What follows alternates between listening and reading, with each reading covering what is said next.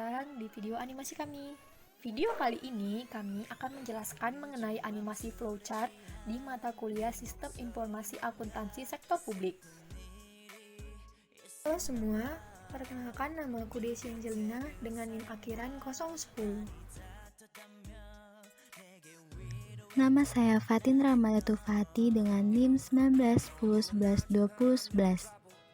Saya Salsabila Khairani dengan NIM 1910112017. Saya Nevi Pradana Ramadhani dengan NIM 1910112027. Nama saya Muhammad Rafli Katami dengan NIM 1910112029. Halo, nama saya Liarana Sabita dengan NIM 1910112033. Perkenalkan, nama saya Pandu Sahro Maulana dengan NIM 1910112037. Masuk ke bagian yang pertama, yaitu bendahara pengeluaran pembantu. Pada flowchart bendahara pengeluaran pembantu, hal yang akan dilakukan yaitu: pertama, bendahara pengeluaran pembantu akan mengeluarkan SPD 1 dari arsipnya. Langkah selanjutnya yang akan dilakukan bendahara pengeluaran pembantu yaitu membuat SPP atau biasa dikenal dengan Surat Permintaan Pembayaran sebanyak 3 lembar, lampiran, serta akan dicatat ke dalam register SPP. Nah, setelah membuat SPP beserta lampirannya, hal yang akan dilakukan selanjutnya yaitu melakukan distribusi. Nah, untuk tampilan bank yang ada di sini nanti akan dijelaskan di bagian PPKD. Jadi, untuk PPKD dan bendahara pengeluaran pembantu memiliki keterkaitan. Nah, itu dia teman-teman dari flowchart bendahara pengeluaran pembantu. Selanjutnya akan dibahas mengenai bendahara pengeluaran. Selanjutnya, bendahara pengeluaran akan menerima SPP lembar 1 dan 2 serta lampiran-lampirannya yang berasal dari bendahara pengeluaran pembantu. Kemudian, bendahara pengeluaran juga mengeluarkan SPD lembar 2 yang diarsip sementara dan mencocokkan semua dokumen-dokumen tersebut serta menandatanganinya. Untuk SPD lembar 2 akan diarsip tetap tanggal dan bendahara pengeluaran akan mendistribusikan dokumen SPP lembar 1 dan 2 beserta lampiran-lampiran yang telah diotorisasi kepada PPK SKPD. Baiklah, pada bagian ini bendahara pengeluaran akan menemui PPK SKPD, di mana akan diserahkan SPP 1 dan SPP 2 yang sudah diotorisasi. Maka, pihak PPK SKPD akan melakukan pemeriksaan kelengkapan. Kemudian setelah dipastikan sudah lengkap, maka PPK SKPD akan membuat SPM atau surat perintah membayar sebanyak 3 lembar dan melakukan register SPM.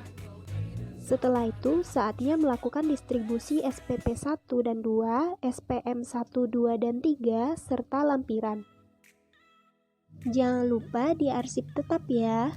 Setelah itu, PPK SKPD akan menemui dan mendistribusikan ke Kepala SKPD.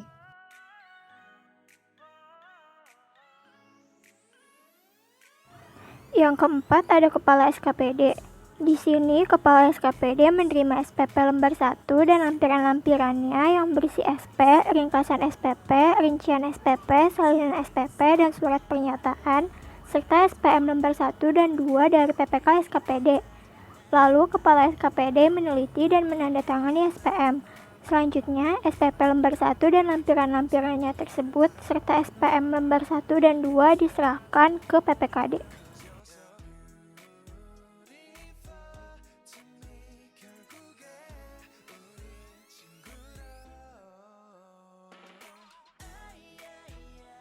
Selanjutnya kita akan masuk ke bagian PPKD.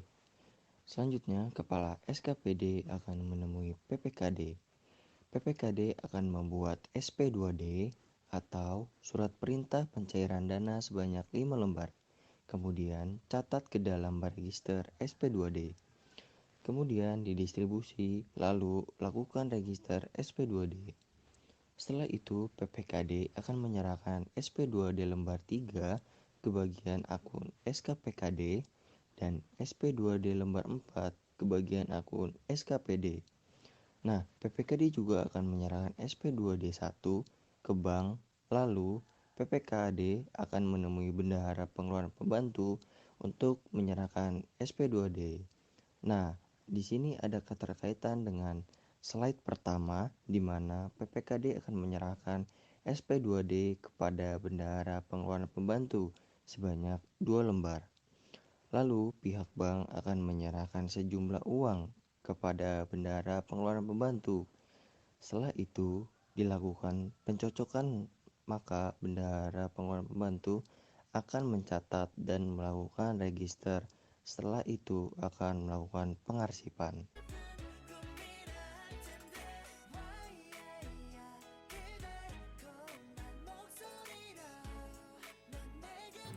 Selanjutnya, bagian akuntansi SKPKD telah menerima lampiran dari PPKD, yaitu SP2D sebanyak 3 lembar. Maka dilakukan penginputan terlebih dahulu, yaitu mencatat dan menjurnal. Setelah itu, jangan lupa untuk mengarsip permanen ya.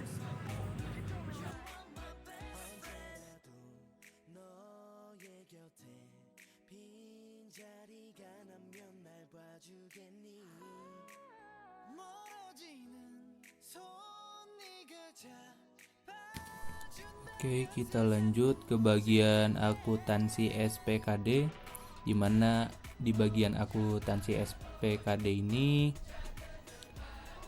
menerima dokumen SP2D dari bagian akuntansi SKPKD dengan konektor nomor 7. Lalu dengan dokumen tersebut dilakukannya pencatatan. Setelah dilakukannya pencatatan, maka akan dilakukan penjurnalan. Setelah jurnal dibuat, dokumen SP2D ini akan diarsip tetap. Setelah diarsip tetap, maka proses telah selesai.